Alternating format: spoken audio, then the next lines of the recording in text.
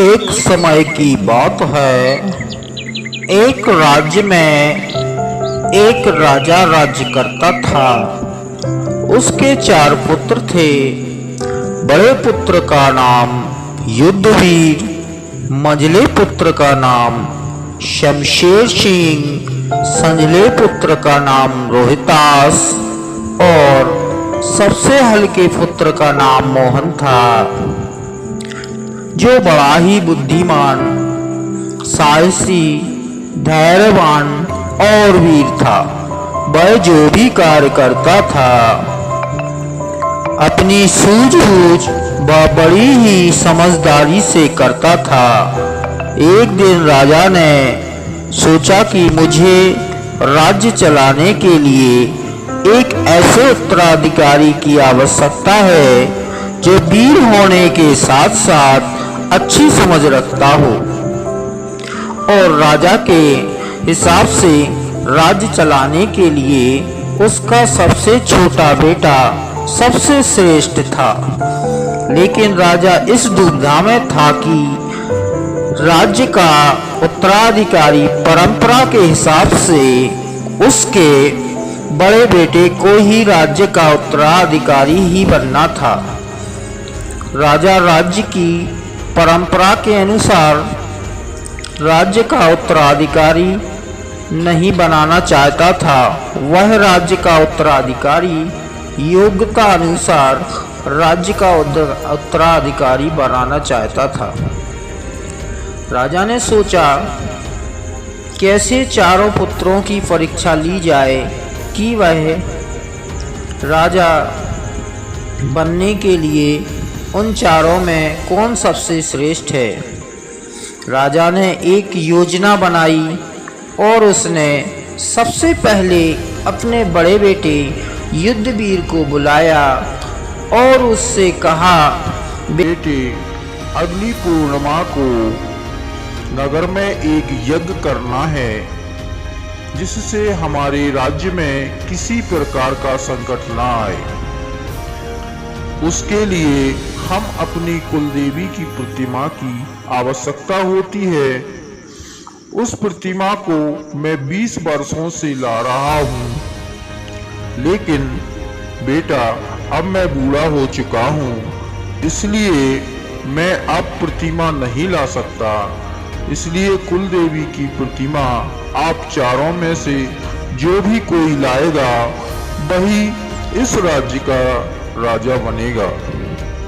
इसलिए बेटा, राज्य की परंपरा अनुसार सबसे बड़े बेटे का फर्ज होता है कि प्रतिमा वह लेकर आए। सो बेटा, जाओ और प्रतिमा लेकर आओ। जी पिताजी, मैं अभी जाता हूँ। राजा का बड़ा बेटा कुलदेवी की प्रतिमा लाने चला जाता है। रास्ते में कुलदेवी के मंदिर की सीमा के दरवाजे पर जैसे ही वह कदम बढ़ाता है तो वहां से एक भयानक राक्षस प्रकट हो जाता है और वह उसे वहीं रोक लेता है। वह कहता है, तुम कौन हो बालक? कहाँ घुसे चले आ रहे हो? अपना परिचय दो, नहीं तो मैं अभी तुम्हें खा जाऊंगा। यह सुनते ही राजा का बेटा युद्धवीर डर जाता है और डरते हुए कहता है कि मेरा नाम युद्धवीर है। मैं शिवपुरी नगरी का राज्य का राजकुमार हूँ। राक्षस बोला कि तुम यह किस उद्देश्य से आए हो? राजकुमार बोला, नगर में यज्ञ किया जा रहा है और यज्ञ के लिए कुलदेवी की प्रतिमा लाने के लिए मैं यहाँ आया हूँ और वहीं लेने आया हूँ। राक्षस बोला, तुझे अगर कुलदेवी की प्रतिमा चाहिए तो मेरे 3 सवालों के उत्तर देना होगा। अगर उत्तर ठीक ठीक हुआ तो तुम कुलदेवी जी की मंदिर में प्रवेश कर सकोगे और अगर सवालों के गलत जवाब दिए तो मैं तुम्हें पत्थर बना दूंगा। तो मेरा पहला सवाल सुनो। सबसे तेज गति किसकी होती है? पृथ्वी पर सबसे बड़ा कौन है? स्वर्ग कहाँ है? इन तीनों सवालों के जवाब दो, नहीं तो मैं तुम्हें पत्थर बना दूंगा। पहले सवाल का उत्तर है सबसे तेज गति हवा की होती है, और दूसरे सवाल का उत्तर है स्वर्ग आकाश में है, और तीसरे सवाल का उत्तर है हाथी। राक्षस बोला, हे मूर्ख राजकुमार, तेरे तीनों सवालों के उत्तर गलत हैं। अब मैं तुम्हें पत्थर बना देता हूँ। नहीं नहीं नहीं नहीं नहीं, मुझे क्षमा करो, क्षमा करो। और वह वहीं पत्थर बन जाता है। इसकी जानकारी राजा को लगती है तो एक एक करके राजा अपने पुत्रों को कुलदेवी की प्रतिमा लाने भेजता जाता है। इसी तरह राजा के 3 पुत्र पत्थर बन चुके होते हैं। सबसे आखिर में राजा का सबसे छोटा बेटा मोहन सिंह कुलदेवी के मंदिर में जाता है और उसका सामना उसी राक्षस से होता है। राक्षस कहता है, कौन हो तुम? ठहरो, कहाँ घुसे चले आ रहे हो? कहाँ जा रहे हो? मेरे सवाल का जवाब दो, नहीं तो मैं तुम्हें अभी पत्थर बना दूंगा। ठीक है, तो वही मैं तुम्हें। राजकुमार ने कहा, हे विचित्र प्राणी, तुम अपने सवाल बताओ तो मैं तुम्हारे सवालों का उत्तर देता हूँ। तो राक्षस बोला, तो सुनो। मेरा पहला सवाल है, सबसे तेज गति किसकी है? पृथ्वी पर सबसे बड़ा कौन है? स्वर्ग कहाँ है? अगर इन तीनों सवालों के उत्तर सही नहीं दिए तो तुम पत्थर बन जाओगे। तो राजकुमार जल्दी से उत्तर दो। हे विचित्र प्राणी, आपके पहले सवाल का उत्तर है सबसे तेज गति मन की होती है। राजकुमार, पहला उत्तर एकदम सही।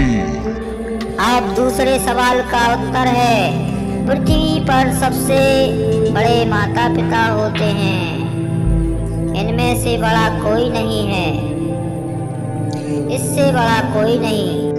यह उत्तर भी ठीक है राजकुमार तुम्हारा। अब तीसरे सवाल का उत्तर दो। जी हाँ विचित्र प्राणी, तो सुनो। तीसरे सवाल का उत्तर है स्वर्ग माता के चरणों में है। हे राजकुमार, तुम्हारे सारे सवालों का जवाब ठीक ठीक दिया है। अब तुम अपनी कुलदेवी की प्रतिमा को ले जा सकते हो। हे विचित्र प्राणी, उससे पहले प्राणियों को फिर से इंसान बना दो। बना दो तो ठीक है राजकुमार, तो चलो। ये लो राजकुमार, तुम्हारे अन्य भाइयों को मैं फिर से इंसान बना देता हूँ। अब चारों भाई गुफा के अंदर जाते हैं।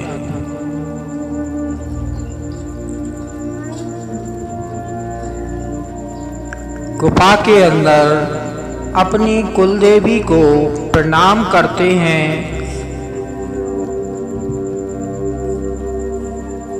और प्रतिमा लेकर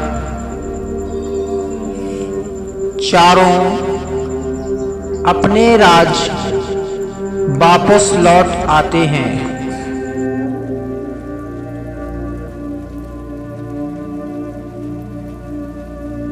राजा सबसे छोटे बेटे को राजा बना देता है और सभी खुशी खुशी रहने लगते हैं। तो दोस्तों, कहानी कैसी लगी? अगर अच्छी लगी हो तो, पसंद आई हो तो चैनल को सब्सक्राइब करें, लाइक करें और ऐसी ही ज्ञानवर्धक कहानी सुनने के लिए अगले वीडियो का थोड़ा सा इंतजार करें।